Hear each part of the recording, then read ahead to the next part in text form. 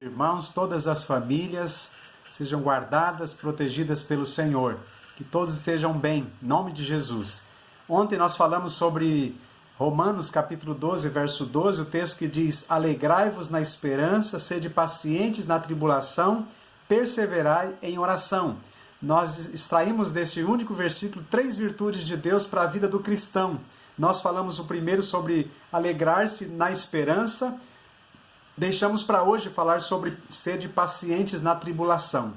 Paciência é o que nós vamos destacar aqui hoje. Fui ver no dicionário o que significa paciência. Paciência, qualidade que consiste em suportar dissabores e infelicidades.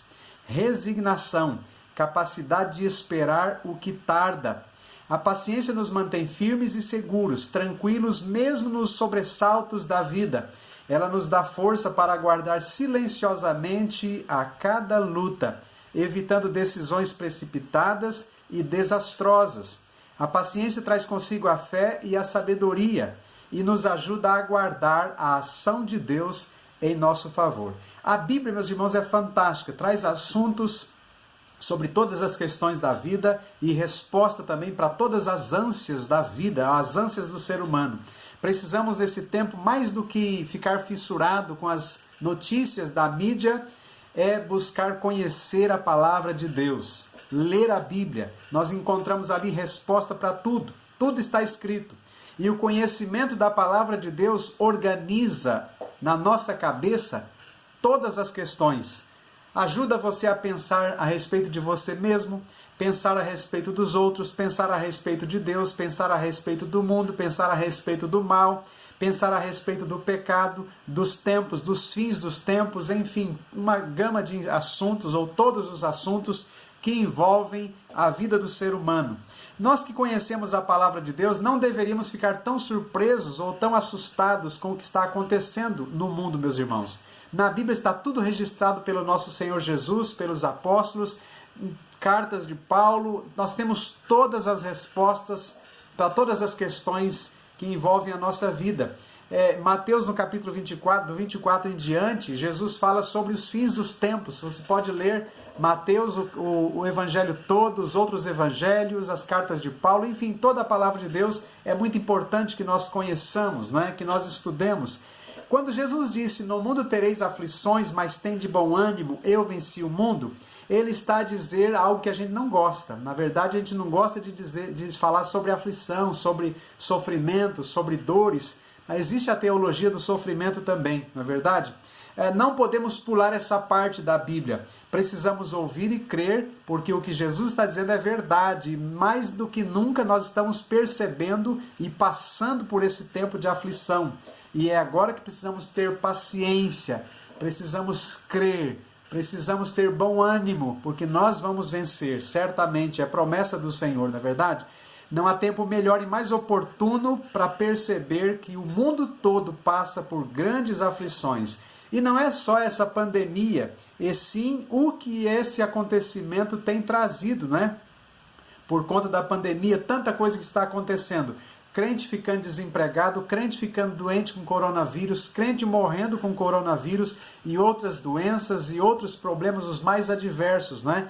O que dizer para as pessoas que, sem muito conhecimento da Bíblia, acreditam e pregam que crente não fica doente, que crente não fica pobre, que crente não fica desempregado, não passa por necessidades, não sofre dores? Penso que essas pessoas que creem nessa teologia triunfalista estão desesperados e mais do que nunca buscando respostas para todas as questões que estão envolvendo as suas vidas e o que eles estão passando, já que não acreditavam que poderiam sofrer, se sofressem, não seria porque não eram crentes ou não teriam pecado. Essa teologia, meus irmãos, agora ela está falida.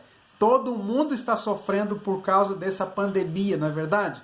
Então, muitos acreditavam que se fossem fiéis contribuintes na casa de Deus, haveria esta guarda, essa proteção especial de Deus para aqueles que fossem muito fiéis a Deus e até mesmo a crença de que quanto mais se dá a Deus, menos sofre ou menos passa por lutas, na verdade, ou mais proteção de Deus existe sobre essa pessoa que é fiel. A Bíblia não fala sobre, não tem base para afirmarmos estas verdades que as pessoas estão crendo por aí. Na verdade, essas pessoas aprenderam um pouco da verdade, mas não toda a verdade. É fato sim que Deus abençoa, que Deus cuida dos seus, que Deus cura, que Deus livra, que Deus prospera, que Ele guarda os fiéis, etc, etc. Mas ligado a esta verdade está a vontade soberana de Deus, seu controle sobre todas as coisas e os seus propósitos também sobre todas as coisas. Cadê resposta para esses queridos irmãos agora? As respostas estão na própria palavra de Deus. A própria vida de Paulo está recheada de problemas, lutas, provas e duras provas, não é? E tantas experiências difíceis que ele teve. Será que Paulo não tinha fé? Eu digo com segurança, meus irmãos, que ele tinha muito mais fé do que qualquer um de nós. Prefiro crer na soberana vontade de Deus e nos propósitos de Deus para a vida dele, do que pensar que ele não tinha fé. E a Bíblia diz que a vontade de Deus para nós é boa, perfeita e agradável. Na perspectiva de Deus, Ele sabe o que é melhor para nós mais do que nós mesmos. A fé não é dizer o que Deus tem que fazer pela gente, e sim se submeter à vontade de Deus, que sempre tem propósito sobre a nossa vida.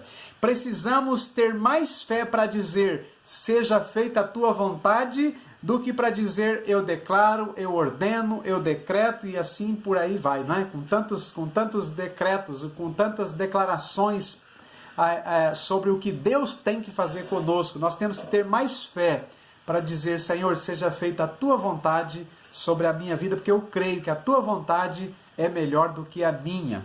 E eu encerro, meus irmãos, essa palavra citando o texto de 1 Coríntios, capítulo 10, verso 13, que diz que as tentações, prova ou testes que vocês têm de enfrentar são as mesmas que os outros enfrentam, mas Deus cumpre a sua promessa e não deixará que vocês sofram tentações que vocês não têm forças para suportar.